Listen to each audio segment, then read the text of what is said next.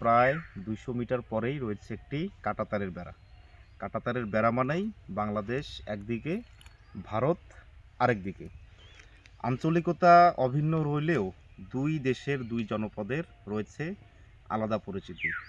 এখানকার মানুষ যেমন বাংলাদেশের নাগরিক, কাঁটাতারের বেড়ার ওপাশের মানুষরা ইন্ডিয়ান নাগরিক। তাদের জাতীয়তা আলাদা, তাদের পরিচয় আলাদা, স্কুল আলাদা, এবং যে বাজার সদাই করার সময় যে টাকাটা দেওয়া হয় পণ্য কেনার পর, সেটাও কিন্তু আলাদা। অনেক কিছুর মিল থাকলেও কি অদ্ভুত বিষয় দেখেন, চাইলেই আপনি সেই কাঁটাতারের বেড়া ডিঙ্গিয়ে ওপারে যেতে পারছেন না। তারাও চাইলে কিন্তু এদিকে আসতে পারে না। জানি না এই অঞ্চলের দুপাশের বর্ডারের মানুষের হাহাকার জাগে কিনা। আমার তো খুবই হাহাকার করছে। যদি কোনো রকম নিয়ম কানুন ছাড়া সেই পাখির মতো ওপারটায় যেতে পারতাম, আবার ঘুরে ফিরে এদিকে আসতে পারতাম, কতই না ভালো হতো, তাই না?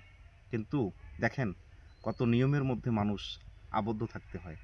নিয়মের বাইরে মানুষের যাওয়ার কোনো সুযোগ নেই। আমরা আজকে এই গিরিয়ারডাঙ্গায় আসার পরে মনের যে হাহাকারগুলো, সেগুলোই যেন বারবার ফুটে উঠছে। যদি যেতে পারতাম। ঠিক এমনই কিছু চিত্র শঙ্খচিল সিনেমার মধ্যে সেই ছোট্ট বাচ্চা, যার কিনা পরবর্তী সময়ে বড় একটা রোগ হয়, তার মধ্যে হয়ে গেছিল। সে বলছিল, বাবা ওই গাংচিলটার মতো যদি হতে পারতাম, কোনো রকম নিয়ম কানুনের তোয়াক্কা না করে আকাশে উড়াল দিয়ে ভারতের ওইদিকে যেতে পারতাম। আকাশ তো অনেক উদার, অনেক বড়। সে আকাশে যদি ডানা মিলতে পারতো মানুষ। তো ভারতের এই সীমানা দেখার পরে এখন আমরা বিদায় নিচ্ছি। আবারও দেখা হবে নতুন কোনো জায়গায়।